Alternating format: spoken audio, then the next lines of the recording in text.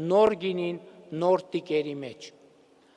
Այս նոր վարդապետությունը քաղաքացուն ասում է.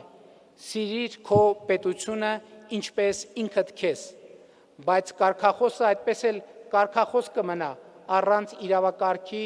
եւ քաղաքացու միջև օրգանական կապի ձևավորման,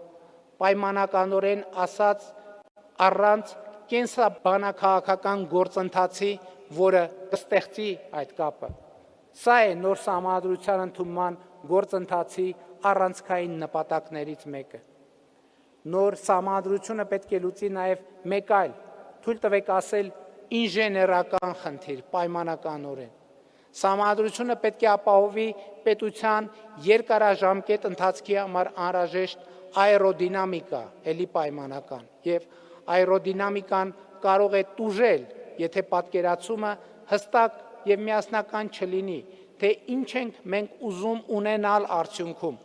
ավտոմեքենա, ինքնաթիռ, թե տիեզերանավ։